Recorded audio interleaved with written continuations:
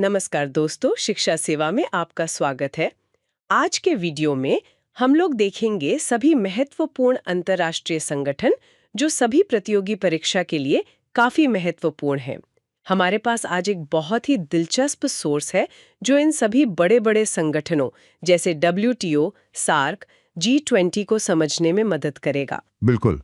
तो आज हमारा मिशन है इन जटिल विषयों को आसान बनाना, कुछ मजेदार ट्रिक्स के साथ इन्हें याद करना और ये समझना कि ये संगठन असल में करते क्या हैं। हम्म।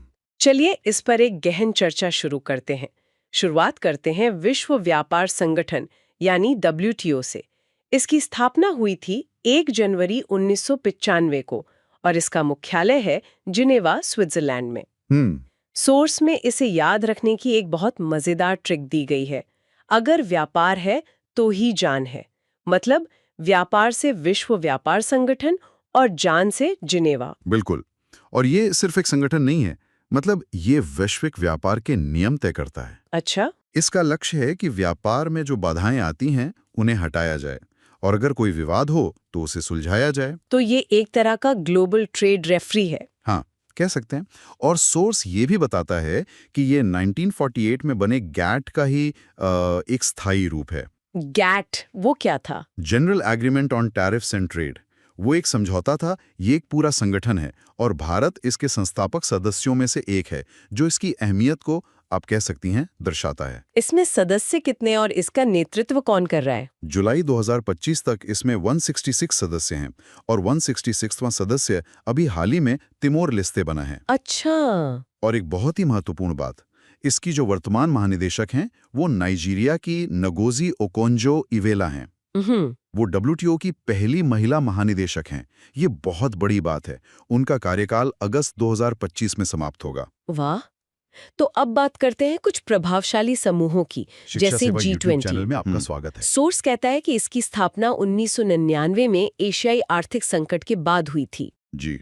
और दिलचस्प बात यह है कि इसका कोई स्थायी मुख्यालय नहीं है। ऐसा क्यों? हाँ, क्योंकि इसकी अध्यक्षता हर साल बदलती रहती है। जिस देश के पास अध्यक्षता होती है वही सारी बैठकें आयोजित करता है। G20 में 19 देश और 2 संघ शामिल हैं। एक तो यूरोपीय संघ और दूसरा अफ्रीकी संघ। अफ्रीकी संघ तो अभी हाल ही में जुड़ा है ना? बिल्कुल। 2023 में जब भारत के पास अध्यक्षता थी तभी अफ्रीकी संघ को स्थायी सदस्य बनाया गया था। ये तो बहुत बड़ा कदम था। बहुत बड़ा। ये समूह दुनिया की लगभग 85% GDP का प्रतिनिधित्व करता है, लेकिन इसके निर्णय बाध्यकारी नहीं होते। मतलब देश चाहे तो माने चाहे तो ना माने, लेकिन जब इतने बड़े देश एक साथ कोई फैसला लेते हैं तो उसका असर बहुत प्रभावशाली होता है। समझ गई। और G7? इसमें कौन कौन से देश हैं? सोर्स में इसके लिए भी एक ट्रिक है, जूस GF। हाँ। यानी Japan, USA, Italy, Canada, England, Germany और फ्रांस। सही। रही विकसित अर्थव्यवस्थाओं का एक छोटा लेकिन बहुत शक्तिशाली समूह है। एक समय में इसमें रूस भी शामिल था, तब ये G8 कहलाता था। लेकिन फिर रूस को निकाल दिया गया था। हाँ, 2014 में यूक्रेन पर हमले के बाद रूस को इससे निकाल दिया गया। और यहाँ ये जानना जरूरी है कि भारत, चीन और ब्राजील जैसे बड़े देश G7 के सदस्य नहीं हैं। अच्छा, अब आते हैं ब्रिक्स पर। BRICS यानी ब्राजील, रूस, इंडिया, चाइना और साउथ अफ्रीका। इसकी औपचारिक स्थापना 2009 में हुई थी। जी, और तब इसका नाम सिर्फ ब्रिक था। 2010 में जब दक्षिण अफ्रीका जुड़ा तब S लगा और ये ब्रिक्स बना। और सॉस में कुछ हाल के अपडेट्स भी हैं। हाँ, ये संगठन अब काफी विस्तार कर रहा है। 2025 में इसका 17वां शिखर सम्मेलन ब्राजील में हुआ और अब इंडोनेशिया को भी आधिकारिक रूप से इसमें शामिल कर लिया गया है। और भी देश जुड़े हैं शायद। बिल्कुल। 2024 में ईरान, UAE, मिस्र और इथियोपिया भी शामिल हुए थे। और एक और अच्छी खबर ये है कि 2026 में 18वें शिखर सम्मेलन की मेजबानी भारत करेगा। वाह, ये तो बहुत महत्वपूर्ण होने वाला है। चलिए अब दक्षिण एशिया की तरफ चलते हैं और सार्क की बात करते हैं। स्थापना 1985 में हुई और मुख्यालय काठमांडू में है। हाँ। इसे याद रखने की भी एक ट्रिक है, सार्क मछली काट लेती है, काट से काठमांडू। इसमें भारत समेत कुल 8 सदस्य देश हैं। सार्क का उद्देश्य तो बहुत अच्छा था, क्षेत्रीय सहयोग को बढ़ावा देना, और भारत इसका सबसे बड़ा और प्रमुख देश है। लेकिन आपके कहने के तरीके से लग रहा है कि कुछ गड़बड़ है। हाँ, सोर्स भी ये इशारा करता है कि ये संगठन ज्यादा सक्रिय नहीं रह पाया है। इसका एक बड़ा कारण सदस्य देशों के बीच के आपसी मतभेद हैं। और यहीं पर बिम्स्टेक की भूमिका आती है ना। सोर्स बताता है कि भारत इसे सार्क के विकल्प के रूप में देख रहा है। बिल्कुल सही पकड़ा। बिम्स्टेक यानी bay of Bengal initiative for multi sectoral technical and economic cooperation. इसका मुख्यालय ढाका में है। ट्रिक, बाय मिस्टेक कुछ ढक दिया, ढक से ढाका। हाँ, ये ट्रिक्स काफी काम किए। इसमें 7 सदस्य हैं और सबसे महत्वपूर्ण बात यह है कि इसमें पाकिस्तान नहीं है। अच्छा, ये बात है। हाँ, इसीलिए भारत अपनी एक्ट ईस्ट पॉलिसी के तहत इसे ज्यादा महत्व दे रहा है और इसके वर्तमान महासचिव भी भारत के ही हैं, इंद्रमणि पांडे। अब दक्षिण पूर्व एशिया की बात करते हैं, आसियान।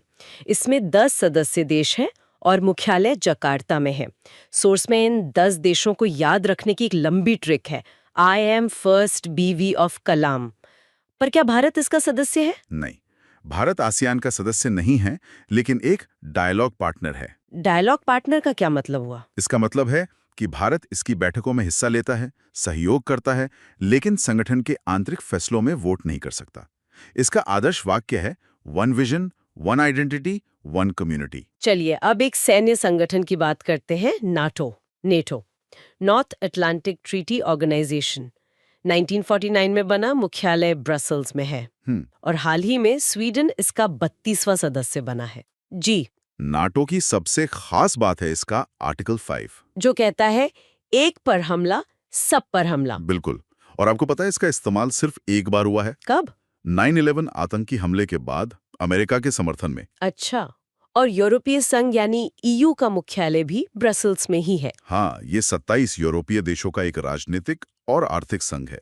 इसकी स्थापना 1993 में मॉस्ट्रिच संधि के तहत हुई थी। और ब्रिटेन इससे अलग हो गया था, जिसे ब्रेग्जिट कहा गया। हाँ, 2020 में आपका स्वागत। यूके की अपनी मुद्रा यूरो है और शेंगेन एग्रीमेंट के कारण सदस्य देशों में घूमना बहुत आसान है। एक वीजा पर आप कई देशों में जा सकते हैं। अब कुछ ऐसे संगठनों की बात करते हैं जिनका काम बहुत विशिष्ट है, जैसे ओपेक, OPEC, जी, यानी पेट्रोलियम निर्यातक देशों का संगठन। मुख्यालय वियना, ऑस्ट्रिया में है। इसका मुख्य काम है तेल उत्पादन में समन्वय स्थापित करना, ताकि तेल बाजार में स्थिरता बनी रहे। हाँ, ताकि कीमतों में बहुत ज्यादा उतार चढ़ाव ना हो। इसमें 12 सदस्य देश शामिल हैं। और एशियाई विकास बैंक, ADB, इसका मुख्यालय मनीला, फिलीपींस में है। ADB का उद्देश्य एशिया में गरीबी को कम करना और आर्थिक विकास को बढ़ावा देना है। भारत इसका संस्थापक सदस्य है और विकास परियोजनाओं के लिए इससे लोन लेने वाले प्रमुख देशों में से एक है। और स्वास्थ्य के क्षेत्र में सबसे बड़ा नाम WHO, यानी विश्व स्वास्थ्य संगठन। जी, मुख्यालय जिनेवा में है और स्थापना 1948 में हुई थी। अच्छा। 7 अप्रैल 1948 को इसने काम करना शुरू किया था, इसीलिए हर साल 7 अप्रैल को विश्व स्वास्थ्य दिवस मनाया जाता है। ये तो एक महत्वपूर्ण जानकारी है। हाँ, और इसका एक क्षेत्रीय कार्यालय नई दिल्ली में भी है। इसके वर्तमान महानिदेशक टेड्रोस अधानोम घेब्रेयेसस हैं। अब बात करते हैं संस्कृति और शिक्षा से जुड़े संगठन, यूनेस्को की। मुख्यालय पेरिस, फ्रांस में है। इसका काम शिक्षा, विज्ञान और संस्कृति के क्षेत्र में सहयोग को बढ़ावा देना है। और ये विश्व धरोहर स्थलों को मान्यता देने के लिए भी बहुत प्रसिद्ध है। हाँ। सोर्स के अनुसार जुलाई 2025 तक भारत में 44 यूनेस्को विश्व धरोहर स्थान है। 44। और सबसे नया कौन सा है? हाल ही में 44वें स्थल के रूप में मराठा सैन्य परिदृश्यों को शामिल किया गया है। यूट्यूब चैनल में भारत में पहला विश्व धरोहर स्थल 1983 में घोषित किया गया था। आखिर में बात करते हैं बच्चों के लिए काम करने वाली संस्था यूनिसेफ की। इसका मुख्यालय न्यूयॉर्क में है। यूनिसेफ का पूरा नाम है United Nations International Children's Emergency Fund. जैसे नाम से ही लग रहा है, ये बच्चों के लिए है। बिल्कुल। इसका मुख्य उद्देश्य दुनिया भर के बच्चों के स्वास्थ्य, पोषण, शिक्षा और अधिकारों की रक्षा करना है, खासकर आपदा और युद्ध जैसी स्थितियों में। तो आज हमने कई महत्वपूर्ण अंतर्राष्ट्रीय संगठनों के बारे में जाना, उनकी स्थापना से लेकर उनके काम करने के तरीके तक। हाँ, और इन सभी संगठनों की जानकारी को देखने के बाद एक सवाल मन में आता है। क्या? सोर्स बताता है कि कैसे इन समूहों में सदस्य बदलते रहते हैं। कोई जुड़ता है, कोई निकल जाता है, किसी की सदस्यता निलंबित हो जाती है। जैसे ब्रिक्स का विस्तार हो रहा है या G7 से रूस निकल गया। सही। तो ये सोचने पे मजबूर करता है कि आने वाले दशक में इन वैश्विक गठबंधनों का नक्शा कैसा दिखेगा। कौन से संगठन ज्यादा प्रभावशाली होंगे और किनका महत्व शायद कम हो जाएगा। ये तो वाकई सोचने वाली बात है। ठीक है दोस्तों, मिलते हैं अब किसी अगले वीडियो में। तब तक के लिए और इस वीडियो को देखने के लिए आपका बहुत बहुत धन्यवाद।